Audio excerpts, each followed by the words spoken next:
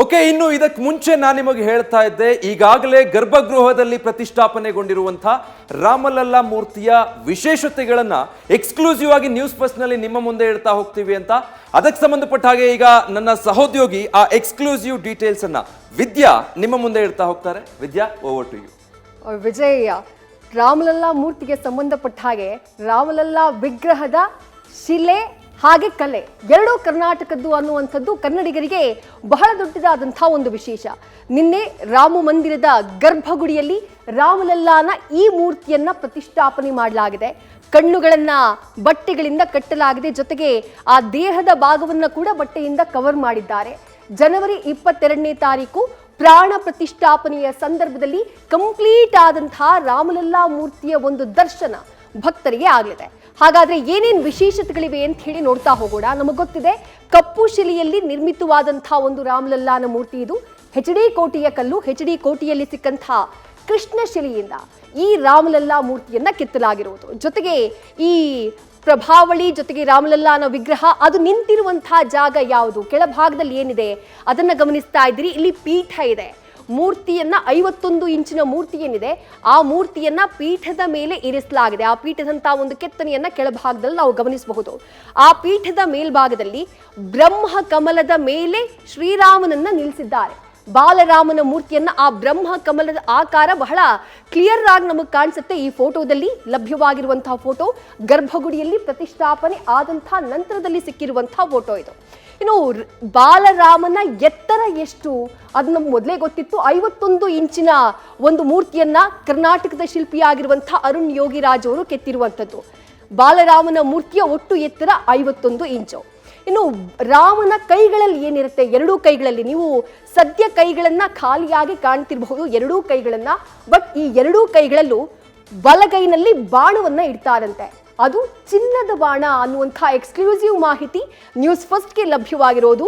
ಬಲಗೈನಲ್ಲಿ ಚಿನ್ನದ ಬಾಣ ಇದ್ರೆ ಬಾಲರಾಮನ ಎಡಗೈನಲ್ಲಿ ಚಿನ್ನದ ಬಿಲ್ಲನ್ನ ನಾವು ಕಾಣಬಹುದು. ಇದನ್ನ ಪ್ರಾಣ ಪ್ರತಿಷ್ಠಾಪನೆಯ ದಿನ ಕಣ್ಣಿನ ಈ ಬಟ್ಟೆಯನ್ನ ತೆಗೆದಂತಹ ನಂತರದಲ್ಲಿ ಬಿಲ್ಲು ಬಾಣವನ್ನ ರಾಮನ ಕೈನಲ್ಲಿ ಇಡ್ಲಾಗುತ್ತೆ. ಅದಾದ ನಂತರದಲ್ಲಿ ಏನಿದೆ, ಈ ಎದೆಯ ಭಾಗ ಈಗೇನ್ ಬಟ್ಟೆಯಿಂದ ಇದನ್ನ ಕವರ್ ಮಾಡಿದ್ದಾರೆ, ಇಲ್ಲಿ ಕಂಠಹಾರವನ್ನ ನಾವು ಕಾಣಬಹುದು.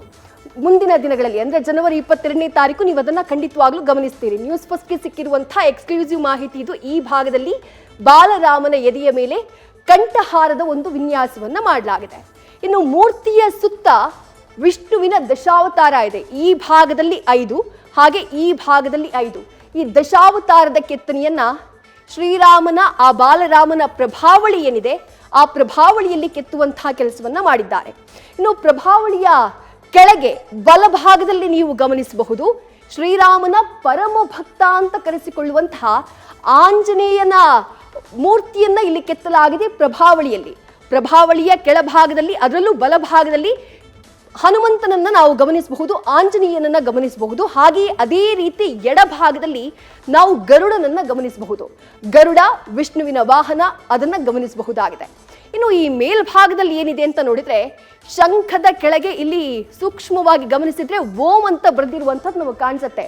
ಆ ಓಂನ ಕೆತ್ತನೆ ನಮಗೆ ಕಾಣಿಸುತ್ತೆ ಪ್ರಭಾವಳಿಯಲ್ಲಿ.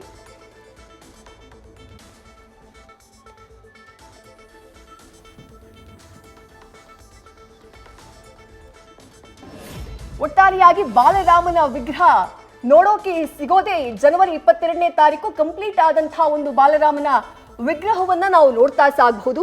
ಹಾಗೆ ಮುಂದಿನ ಇದರಲ್ಲಿ ಯಾವ ರೀತಿಯಾದಂತಹ ವಿಶೇಷತೆ ಇದೆ ಅನ್ನುವಂಥದ್ದನ್ನ ಗಮನಿಸ್ತಾ ಹೋಗೋಣ. ಶಂಖ ಈ ಭಾಗದಲ್ಲಿ ಓಂ ಇದೆಯಲ್ಲ, ಓಂನ ಮೇಲ್ಭಾಗದಲ್ಲಿ ನಮಗೆ ಶಂಖ ಕಾಣಿಸ್ತಾ ಹೋಗುತ್ತೆ. ಅದರ ಜೊತೆಗೆ ಮೇಲ್ಭಾಗದಲ್ಲಿ ಇಲ್ಲಿ ಏನು ಕವರ್ ಆಗಿದೆ ಈ ಜಾಗದಲ್ಲಿ ಚಕ್ರವನ್ನ ನಾವು ನೋಡಬಹುದು. ಹಾಗೆ ಎಡಭಾಗದಲ್ಲಿ ಈ ಭಾಗದಲ್ಲಿ ನಿಮಗೆ ಸ್ವಸ್ತಿಕ್ ಕಾಣಿಸ್ತಾ ಹೋಗುತ್ತೆ. ಅದರ ಜೊತೆಗೆ ಈಗ ಒಂದು ಮೇಲ್ಭಾಗದ ಬಹಳ ಕ್ಲಿಯರ್ ಪಿಕ್ಚರ್ ನಾವಿಲ್ಲಿ ನೋಡಬಹುದು. ಈ ಒಂದು ಫೋಟೋದಲ್ಲಿ ಇಲ್ಲಿ ನೋಡಿ, ಇಲ್ಲಿ ಓಂ ಇದೆ, ಈ ಭಾಗದಲ್ಲಿ ಶಂಖ ಇದೆ, ಇಲ್ಲಿ ಚಕ್ರ ಇದೆ. ಶ್ರೀರಾಮನ ಆ ರಾಮಲಲ್ಲಾನ ಮೂರ್ತಿ ಏನಿದೆ ಆ ಮೂರ್ತಿಯ ಮೇಲ್ಭಾಗದಲ್ಲಿರುವಂಥದ್ದು ಸೂರ್ಯದೇವನ ಒಂದು ವಿಗ್ರಹ ಅಥವಾ ಸೂರ್ಯದೇವನ ಒಂದು ಕೆತ್ತನೆ. ಸೂರ್ಯ ವಂಶಕ್ಕೆ ಸೇರಿದವನು ಶ್ರೀರಾಮಚಂದ್ರ, ಹಾಗಾಗಿ ಸೂರ್ಯದೇವನನ್ನ ನಾವು ಈ ಭಾಗದಲ್ಲಿ ಗಮನಿಸಬಹುದು.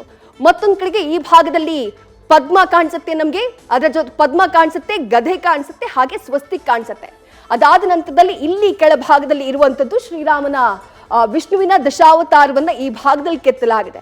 ಜೊತೆಗೆ ಶ್ರೀರಾಮನ ಆ ಉಡುಗೆಯನ್ನ ಯಾವ ರೀತಿ ಎಷ್ಟು ಸುಂದರವಾಗಿ ಕೆತ್ತನೆ ಮಾಡಿದ್ದಾರೆ ಅನ್ನುವಂಥದ್ದನ್ನ ಕೂಡ ನಾವು ಈ ಫೋಟೋದಲ್ಲಿ ಗಮನಿಸಬಹುದಾಗಿದೆ. ವಿಜಯ್, ಆಲ್ರೈಟ್, ಅಂದ್ರೆ ಈ ಮೂರ್ತಿಯನ್ನ ಕಣ್ತುಂಬಿಕೊಳ್ಳೋದು, ಭಕ್ತಿ ಪರಾಕಾಷ್ಠೆ ಮೆರೆಯೋದು ಎಷ್ಟು ಮುಖ್ಯನೋ ಅದರ ಜೊತೆಗೆ ವಿಶೇಷತೆಗಳನ್ನು ಅರ್ಥ ಮಾಡ್ಕೊಳ್ಳೋದು ಅಷ್ಟೇ ಮುಖ್ಯ ಆಗಿತ್ತು ಅನ್ಸುತ್ತೆ.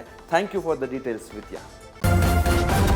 ನ್ಯೂಸ್ ಫಸ್ಟ್ ನಿರ್ಭೀತಿಯಿಂದ ನಿಮ್ಮ ಪರವಾಗಿ.